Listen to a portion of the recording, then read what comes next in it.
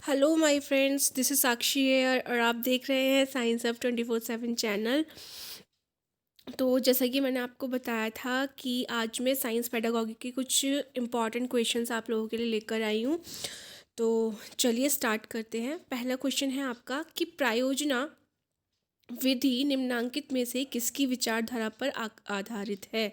निम्बर्ट, John Dewey, John Dalton या फिर Herbert Spencer. तो बताइए इसका क्या आंसर होगा। जो आपकी प्रयोजना विधि है, ठीक है, ये किसके द्वारा निम्नांकित में से किसकी विचारधारा पर आधारित है? तो ये है आपकी किसकी? John Dewey. तो इसका आंसर क्या होगा आपका? John Dewey. ठीक है, ये आपका आंसर है। चलिए नेक्स्ट क्वेश्चन देखते हैं। नेक्स्ट क्वेश्चन कह रहा है आपसे कि प्रयोजना विधि की रूपरेखा सर्वप्रथम प्रस्तुत की थी। तो ये जो रूपरेखा है प्रयोजन विधि की, ये जो सर्वप्रथम प्रस्तुत की थी वो की थी आपकी किसने? किलपैट्रिक ने। ठीक है, और ये किसकी विचारधारा पर आधारित है? वो है जॉन डीवी। तो विचारधारा किसकी है? जॉन डीवी की। और प्रयोजना विधि की जो रूपरेखा तैयार की थी सर्वप्रथम, वो किसने प्रस्तुत की थी? किलपैट्रिक ने। ठीक है, तो इसका ध्यान रखिएगा, ये क्वेश्चन ऐसे ही घुमा के देगा आपको। चलिए नेक्स्ट क्वेश्चन देखते हैं। कह रहा है कि विज्ञान शिक्षण का लक्ष्य है। ठीक है, क्या लक्ष्य है देखते हैं कि शिक्षा में आमूलचूल परिवर्तन, दैनिक जीवन से संबंधित समस्या हल, तर्क शक्ति का विकास या फिर उपरोक्त सभी। तो इसमें जो आपका आंसर है वो होगा उपरोक्त सभी। यानी कि विज्ञान शिक्षा, ये जो हम विज्ञान की शिक्षा दे रहे हैं बच्चों को, उसका क्या लक्ष्य होगा कि कोई भी शिक्षा आमूलचूल परिवर्तन का मतलब उसमें परिवर्तन होते रहने चाहिए। ठीक है, क्योंकि हमें बच्चे का पूर्ण विकास करना है। ठीक है, दैनिक जीवन से संबंधित समस्या का हल भी हम बच्चों को सिखाते हैं। ठीक है, हम उन्हें ऐसे पढ़ाते हैं कि ताकि वो अपनी समस्याओं को हल कर सकें। तर्क शक्ति का विकास भी कराते हैं हम। ठीक है, तो इसका कौन सा आंसर हुआ आपका? आंसर नंबर 4, यानी कि उपरोक्त सभी। चलिए नेक्स्ट क्वेश्चन देखते हैं। कह रहा है कि एक छात्र जिसमें विज्ञान से संबंधित पत्रिकाओं को पढ़ने की आदत है, वह विज्ञान मेला, विज्ञान क्लबों में भी भाग लेता है, उसमें किस उद्देश्य की प्राप्ति दर्शाती है?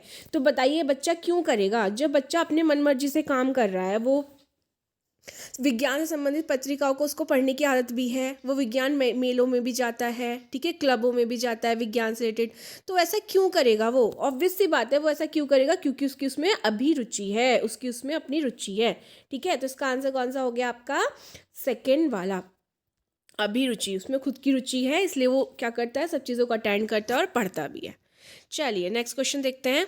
नेक्स्ट क्वेश्चन है आपका कि वैज्ञानिक विधि की प्रमुख विशेषता है। क्या प्रमुख विशेषता है वैज्ञानिक विधि की? खोज शक्ति को बढ़ाना, कक्षा का वातावरण वैज्ञानिक बनाना, चिंतन में आलोचनात्मक दृष्टिकोण का विकास करना, या समस्या को वैज्ञानिक ढंग से हल करना। तो जो विज्ञान की प्रमुख विशेषता होती है वो होती है समस्या को वैज्ञानिक ढंग से हल करना। ठीक है, तो इसका आंसर कौन सा है आपका? 4th वाला। चलिए नेक्स्ट क्वेश्चन देखते हैं। नेक्स्ट क्वेश्चन कह रहा है आपसे कि प्रत्येक इकाई के साथ ही मूल्यांकन होना कहलाता है। क्या कहलाता है प्रत्येक इकाई के साथ ही मूल्यांकन होना? वस्तुनिष्ठ मूल्यांकन, सतत मूल्यांकन, उपचारात्मक मूल्यांकन या फिर नैदानिक मूल्यांकन। तो इसका मतलब समझिए पहले, वो क्या कह रहा है कि प्रत्येक इकाई के साथ ही, प्रत्येक इकाई के साथ का मतलब क्या है कि जब हम बच्चों को कुछ भी पढ़ाते हैं तो हम उनका टेस्ट लेते हैं, यूनिट टेस्ट लेते हैं। ठीक है, तो उससे हमें क्या पता चलता है? उससे हमें पता चलता है कि बच्चे कहाँ कमियां कर रहे हैं। ठीक है, हमें किस चीज़ पे ध्यान देना चाहिए। तो जो प्रत्येक इकाई के साथ का जो मूल्यांकन है वो आपका किसके अंदर आता है? आपका सतत मूल्यांकन। क्योंकि जो आपका सतत मूल्यांकन होता है, इसमें हम बच्चे का किस चीज़ पे ध्यान देते हैं? उसमें हम बच्चे की वृद्धि और विकास दोनों पर ध्यान देते हैं। तो वो किसके अंदर आता है? आपका सतत मूल्यांकन। ठीक है, तो इसलिए जो आपका आंसर होगा वो आंसर क्या होगा आपका? सतत मूल्यांकन। ठीक है, चलिए सेकंड नंबर का ऑप्शन आपका आंसर है। नेक्स्ट क्वेश्चन देखते हैं। नेक्स्ट क्वेश्चन कह रहा है कि नैदानिक परीक्षण आवश्यक है। नैदानिक परीक्षण का मतलब जिसमें हम बच्चों की कमियों को दूर करते हैं। तो पहला ऑप्शन है कि गणित शिक्षा के लिए नैदानिक परीक्षण आवश्यक है, या छात्रों की कमियों के ज्ञान के लिए, या शिक्षण का मूल्यांकन के लिए, या फिर छात्रों के ज्ञान के लिए। तो जैसे कि मैंने आपको बताया, नैदानिक मतलब क्या है? नैदानिक परीक्षण का मतलब डायग्नोस करना, यानी कि बच्चों की कमियों के ज्ञान के लिए। बच्चों की कमियां हमें पता चलेंगी तभी तो हम उसको निदान कर पाएंगे उस चीज़ का। ठीक है, तो इसका कौन सा आंसर हो गया आपका? Answer number second. चलिए नेक्स्ट क्वेश्चन की तरफ चलते हैं। नेक्स्ट क्वेश्चन है आपका कि वैज्ञानिक कौशलों का मूल्यांकन किया जाता है। तो वैज्ञानिक कौशल का जो मूल्यांकन किया जाएगा वो किस बेस पर किया जाएगा वो बताना है, कि गणना के द्वारा, निरीक्षण के द्वारा, अवलोकन के द्वारा, या फिर पर्यवेक्षण के द्वारा। तो जो हम वैज्ञानिक कौशल, वैज्ञानिक जो साइंटिफिक स्किल्स होती हैं उनका जो हम मूल्यांकन करते हैं वो हम किसके द्वारा करते हैं? अवलोकन द्वारा करते हैं। ठीक है, अवलोकन द्वारा का मतलब क्या हुआ कि मतलब क्या है कि विज्ञान में हम हर चीज़ों को देखने की हमें क्षमता होती है, देखने की, समझने की, कि हाँ जो हम चीज़ कर रहे हैं वो एक्चुअली डिज़र्व करती है या एक्चुअली चीज़ें होती हैं। ठीक है, तो वो जो करते हैं हम अवलोकन द्वारा। अवलोकन का मीन्स होता है किस चीज़ को देखना, समझ के फिर उस पर आंसर करना। ठीक है, चलिए नेक्स्ट क्वेश्चन की तरफ देखते हैं कि वनस्पति शास्त्र विषय के अध्ययन के लिए क्या आवश्यक है, ये बताना है कि विज्ञान का कक्ष होना आवश्यक है, या प्रयोगशाला का होना आवश्यक है वनस्पति शास्त्र के लिए। किसकी बात कर रहे हैं हम? वनस्पति शास्त्र विषय के लिए। ठीक है, या बागवानी का होना आवश्यक है, या फिर वानस्पतिक उद्यान आवश्यक है। वानस्पतिक उद्यान आवश्यक। बताइए इसका आंसर क्या होगा? तो इसका जो आपका आंसर होगा वो होगा फोर्थ वाला, यानी कि वानस्पतिक उद्यान। अब ये वानस्पतिक उद्यान क्या होता है ये आपको पता भी होगा कि इसको इंग्लिश में बोलते हैं बोटैनिकल गार्डन, यानी कि जहाँ पे फूल, पेड़, पौधे सब देखने को मिलते हैं। तो जब हम देखो कोई भी चीज़ हम इजीली तब समझ पाते हैं जब हम उसको प्रैक्टिकली खुद देखते हैं या करते हैं। तो वनस्पति शास्त्र है, उसके विषय में हमें अध्ययन करना है, उसकी जानकारी लेनी है, तो हम वहाँ पे जाएंगे, विज्ञान वनस्पतिक उद्यान में हम जाएंगे, वहाँ पे चीज़ों को ऑब्जर्व करेंगे कैसे कैसे होता है। तो हम क्या करेंगे, वो चीज़ें हमारे माइंड में काफ़ी टाइम तक के लिए रह सकती है। ठीक है, तो इसलिए आवश्यक है कि हम प्रैक्टिकली कोई चीज़ को करके देखें। तो चलिए इसका ऑप्शन हो गया फोर्थ। नेक्स्ट क्वेश्चन देखिए क्या है कि विज्ञान किट तैयार किए गए हैं। तो जो विज्ञान किट तैयार किए गए हैं वो कौन से स्तर के लिए किए गए हैं? तो वो आपके किए गए हैं प्राथमिक स्तर के छात्रों के लिए। ठीक है, तो ये ध्यान रखिएगा आप, इसका आंसर आपका थर्ड वाला। चलिए नेक्स्ट क्वेश्चन देखते हैं कि कठिन एवं जटिल विषय वस्तु को पढ़ाना चाहिए। ये तो आपको सबको पता ही होगा कैसे पढ़ाना चाहिए। जो चीज़ डिफ़िकल्ट है ना, उसको कैसे पढ़ाएं हम उस सब्जेक्ट को। बाद में मतलब ये छोड़ दें, बच्चों से कह दें कि हम बाद में पढ़ाएंगे, या फिर उसको खंडों में यानी कि ब्रेक कर करके पढ़ाएं, या बीच बीच में पढ़ाएं, या छात्रों की इच्छा के अनुसार पढ़ाएं। तो देखिए जब भी कोई चीज़ डिफ़िकल्ट होती है तो उसे हमें कैसे पढ़ाना चाहिए? खंडों में करके या ब्रेक करके। जैसे क्या होता है, कभी कोई बच्चा हमारे सामने है और हम उसको क्या कर रहे हैं, कोई स्पेलिंग लर्न करा रहे हैं। तो स्पेलिंग लर्न कराने के लिए हम सबसे पहले बच्चों को क्या बोलेंगे कि हम उसको ब्रेक कर करके पढ़ाएंगे। ठीक है, हम पहले स्पेलिंग को आधे पार्ट में ब्रेक कर देंगे, बोलेंगे आप इसको याद कर लो, और फिर क्या करेंगे, उसका आधा पार्ट याद कराएंगे। तो जब भी कोई डिफ़िकल्ट चीज़ होती है, कोई सब्जेक्ट है, कुछ भी है, उसको हमें क्या करना चाहिए, ब्रेक कर करके पढ़ाना चाहिए। ठीक है, तो इसका ऑप्शन हो गया आपका सेकेंड। चलिए नेक्स्ट क्वेश्चन की तरफ कि कौन सा माध्यमिक स्तर पर विज्ञान शिक्षण का उद्देश्य है? माध्यमिक स्तर पर बताना है।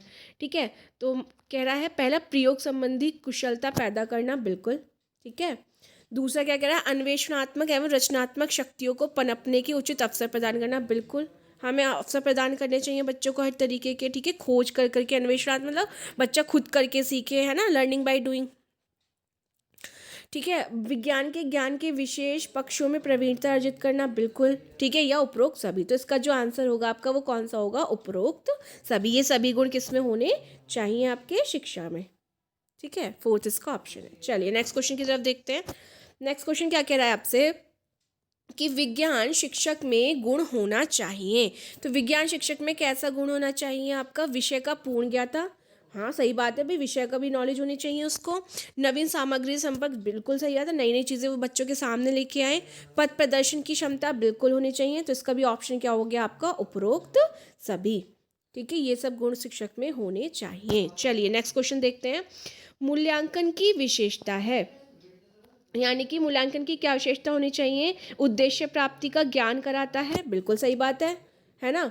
दूसरा छात्रों को प्रेरणा देता है, बिल्कुल हमें पता चलता है कि हम बच्चों को खुद पता चलता है ना कि उसने कितना सीखा है या उसको कितनी मेहनत करने की ज़रूरत है, और हमें भी पता चलता है कि हमें बच्चों को किस तरीके से पढ़ाना है।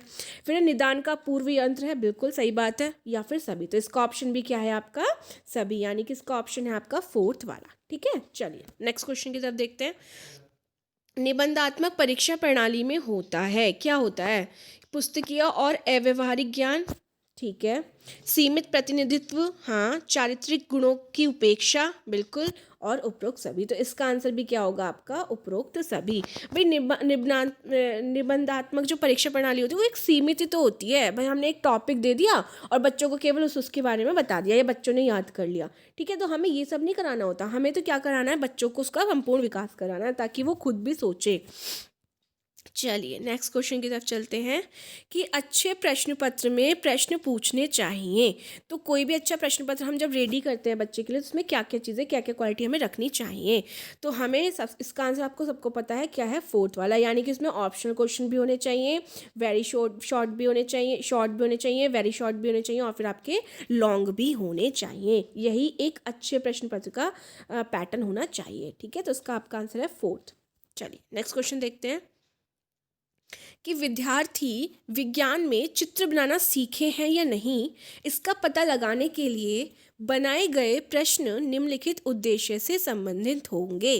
तो किससे संबंधित होंगे, वो ज्ञान से होंगे, अवबोध से होंगे, या ज्ञानोपयोग, या फिर कौशल। तो इसका आंसर आपका क्या, कौशल।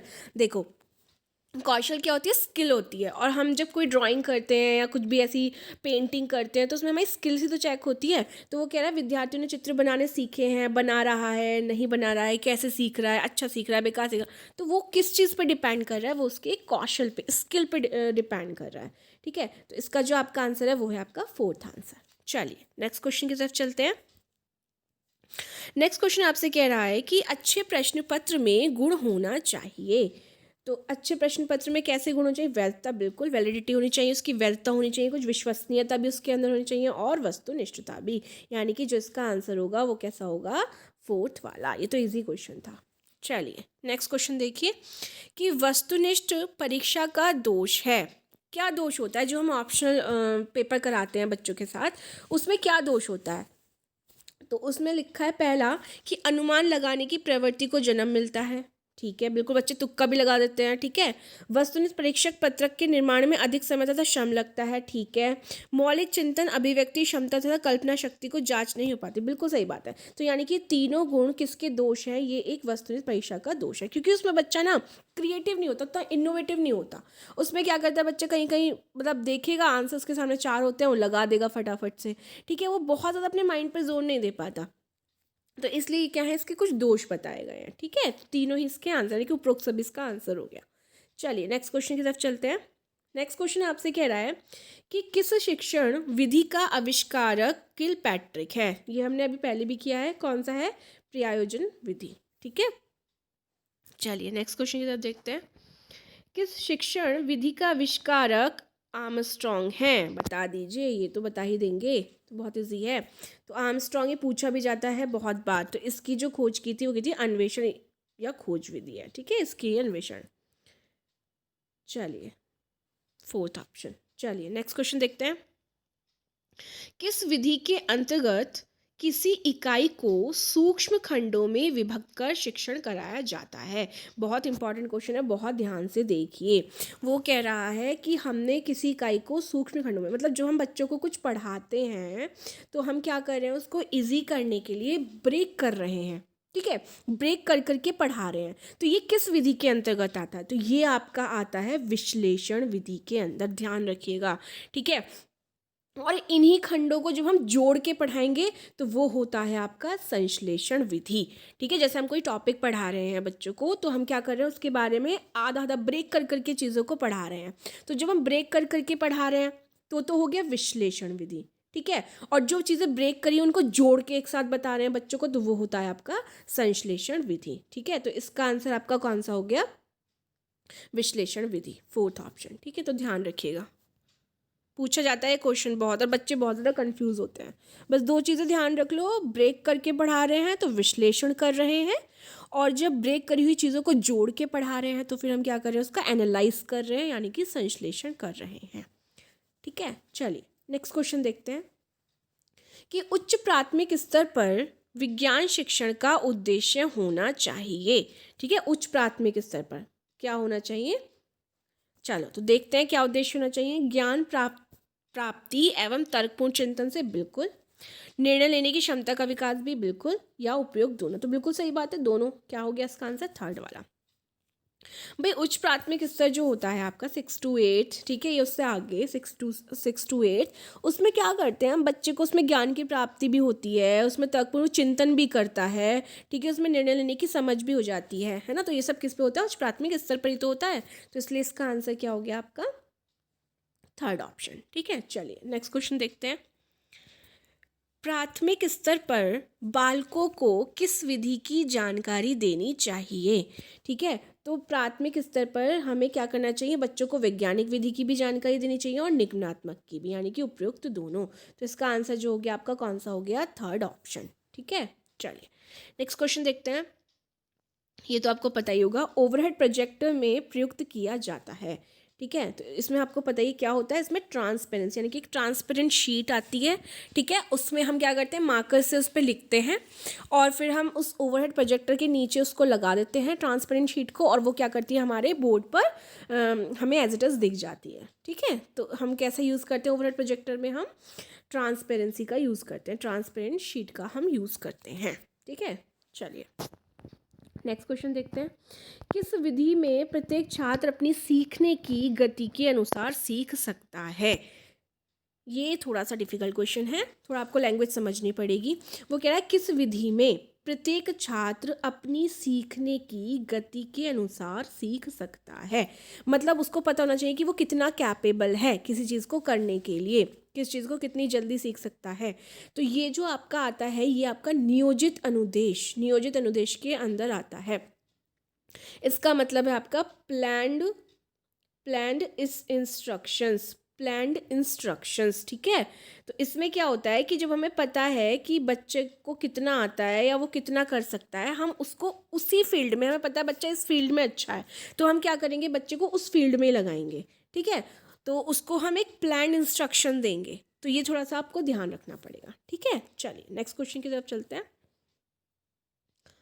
नेक्स्ट क्वेश्चन है आपका कि शिक्षक के लिए विधियों को चुनते समय शिक्षक को किन बातों का ध्यान रखना चाहिए। यहाँ पे थोड़ा सा ना चेंज है क्वेश्चन में, यहाँ पे शिक्षक नहीं आएगा। ठीक है, विद्यार्थियों के लिए विधियों को चुनते समय शिक्षक को किन बातों का ध्यान रखना चाहिए, कि विद्यार्थियों की आयु तथा योग्यता स्तर, बिल्कुल सही बात है। विद्यार्थियों की व्यक्तिगत विभिन्नता, बिल्कुल सही है। आवश्यक उपकरण और सामग्री की सुविधाएं, या फिर उपरोक्त सभी। तो सही सब किसका आंसर क्या है, उपरोक्त सभी। देखो, हम कोई भी चीज़ तैयार कर रहे होते हैं तो हमें उसमें पता होना चाहिए कि भाई विद्यार्थी किस एज का है। पता चली है वो छोटी एज का, ठीक है, छोटी क्लास का, हम उसको हायर लेवल का पढ़ा रहे हैं, तो उससे तो कोई फ़ायदा नहीं है। ठीक है, और हमें ये भी पता है कि विद्यार्थी जो है सब में अलग अलग तरीके के होते हैं ना, अलग अलग, उनमें अपनी अपनी अलग अलग विभिन्नताएँ होती हैं। ठीक है, उसी के अकॉर्डिंग फिर हम क्या करेंगे, उनको आवश्यक उपकरण प्राप्त कराएंगे और फिर सामग्री देंगे। ठीक है, सबकी सुविधाएँ कराएंगे उसके अकॉर्डिंग। तो ये सारी चीज़ें किसके अंदर होनी चाहिए, एक अच्छी शिक्षा के लिए होना चाहिए। ठीक है, चलिए नेक्स्ट क्वेश्चन देखिए कि व्याख्यान विधि को अपनाया जा सकता है। अब देखो हम कैसे अपना सकते हैं व्याख्यान विधि को, पाठ का सारांश बताते समय। बिल्कुल सही है, जब हम किसी चीज़ का सारांश बता रहे होते हैं तो हम क्या करें, एक व्याख्या ही तो कर रहे होते हैं उस पूरे टॉपिक की। फिर एक कठिन प्रसंगों को स्पष्ट करते समय, बिल्कुल जब कोई वर्ड ऐसा डिफिकल्ट आ जाता है तो हम बच्चों को समझाते हैं इसका मीनिंग ये है। ठीक है, महान वैज्ञानिकों की जीवनी बताते समय, बिल्कुल सही बात है। तो इसका आंसर क्या हो गया आपका, उपरोक्त सभी अवसरों पर। ये जो तीनों चीज़ें लिखी हैं ऊपर, इन सब में हम क्या कर रहे हैं, व्याख्या ही तो कर रहे हैं। यानी कि इसमें क्या है, टीचर ही तो एक्टिव है, बच्चे तो एक्टिव नहीं है इसमें व्याख्यान विधि में। ठीक है, इसलिए इतनी पॉपुलर नहीं है, क्योंकि जो सब कुछ बताएगा वो कौन बताएगा, एक टीचर ही तो बताएगा। चलिए नेक्स्ट क्वेश्चन देख लीजिए, इसके दोष क्या क्या हैं अब ये देख लीजिए। तो वो कह रहा है तर्क स्मरण एवं चिंतन शक्ति का अवसर बच्चों को नहीं मिलता। बिल्कुल सही बात, यही तो मैंने अभी आपको बताया। बच्चे इसमें कोई अपने चिंतन थोड़ी ना कर रहे हैं किसी चीज़ का, कोई तर्क थोड़ी ना कर रहे हैं। ठीक है, वो तो बस सुन रहे हैं टीचर को। ऐसी करो और सीखो सिद्धांत की अवहेलना होती है, बिल्कुल अवहेलना हो रही है। ठीक है, बच्चे बच्चे तो कुछ कर ही नहीं रहे ना, बस बैठे हैं क्लास में, ये बिल्कुल मनोवैज्ञानिक होती है। तो इसका भी आंसर क्या हो गया आपका, उपरोक्त सभी। तो इसका ऑप्शन है आपका 4th। चलिए, आई होप कि आपको समझ में आ रहा होगा। अगर आपको लग रहा है कि मेरी वीडियो आपके लिए हेल्पफुल है तो प्लीज़ मेरी वीडियो को लाइक करें और सब्सक्राइब भी करें और बेल आइकन को भी प्रेस करें। चलिए, तो नेक्स्ट क्वेश्चन देखते हैं। ये आपका लास्ट क्वेश्चन है आई थिंक, 1-2 क्वेश्चन और हैं, चलिए करते हैं। कह रहा है कि वह अन्वेषण विधि जिसमें छात्र पढ़े हुए सिद्धांतों की जांच स्वयं कर सकता है। ठीक है, तो बताइए वो कौन सी विधि। अन्वेषण विधि तो आप समझते हैं, खोज विधि इसको बोलते हैं। तो इसमें छात्र पढ़े हुए सिद्धांतों की जांच स्वयं कर सकता है, तो कौन सी विधि के अंदर आएगा। प्रयोगशाला विधि, प्रदर्शन विधि, व्याख्यान विधि या फिर योजना विधि। बहुत इजी क्वेश्चन है, आप बता ही देंगे इसका क्या आंसर होगा, प्रयोगशाला विधि। ठीक है, प्रयोगशाला मतलब लैब में, अब बच्चा करके जो सीख रहा है। अन्वेषण विधि मतलब खोज करके सीखना, खुद करना, तो वो कहाँ करेगा, लैब में ही तो करेगा। व्याख्यान में तो मैंने बताया टीचर एक्टिव है। प्रदर्शन में भी कोई ना कोई दिखा रहा होगा कि ये चीज़ है, मॉडल दिखा रहा है। योजना बना रहा है, कोई मतलब नहीं है इन सब का। तो अन्वेषण विधि यानी कि जो बच्चा खुद सिद्धांतों को पढ़ रहा है, उसकी जांच कर रहा है ना, खोज कर रहा है, तो वो किस में करेगा, लैब में ही तो करेगा। यानी कि जो इसका आंसर हो गया वो हो गया आपका प्रयोगशाला विधि, यानी कि ऑप्शन नंबर 1। चलिए नेक्स्ट क्वेश्चन देखते हैं कि प्रयोजना विधि किसकी विचारधारा पर आधारित है। ये मैंने आपको भी ऊपर भी बताया क्वेश्चन कि किसकी विचारधारा पर आधारित है, किसकी, जॉन डीवी। ठीक है, तो इसका जो आपका आंसर हो गया वो हो गया फर्स्ट ऑप्शन। चलिए नेक्स्ट क्वेश्चन है आपका कि पर्यावरण वह सब कुछ है जो किसी व्यक्ति को चारों ओर से घेरे हुए है, वह उस पर सीधा प्रभाव डालता है। यह परिभाषा किस विद्वान ने दी है। तो इसका आंसर आपका निम्बर्ट। ठीक है, ऑप्शन नंबर 2। ये जो बोला है पर्यावरण के बारे में, ये बोला है निम्बर्ट ने। चलिए नेक्स्ट क्वेश्चन देखते हैं कि वैज्ञानिक सिद्धांतों को स्पष्ट करने हेतु एक विज्ञान शिक्षक द्वारा साधारण सामग्री से निर्मित उपकरण कहलाता है। इससे जो कहलाता है वो है आपका आशुरचित उपकरण। ठीक है, इसमें क्या है कि विज्ञान शिक्षक द्वारा साधारण सामग्री से निर्मित उपकरण है। श्रव्य दृश्य का इससे कोई मतलब नहीं है। श्रव्य दृश्य आप जानते हैं, इसमें सुन भी रहे हो और देख भी रहे हो साथ साथ। ठीक है, तो इसमें ऐसा कुछ नहीं है। इसमें बोला है केवल कि वैज्ञानिक सिद्धांतों को स्पष्ट करने हेतु एक विज्ञान शिक्षक द्वारा साधारण सामग्री से निर्मित उपकरण है। तो ये कौन सा है, आशुरचित उपकरण। ठीक है, तो ये कुछ क्वेश्चंस मैं आपके सामने लेकर आई थी। आई होप ये आपको ज़रूर हेल्प करेंगे। अगर आपको मेरी वीडियो अच्छी लगी हो तो प्लीज़ लाइक करें, सब्सक्राइब करें। चलिए, thank you so much for watching, bye bye.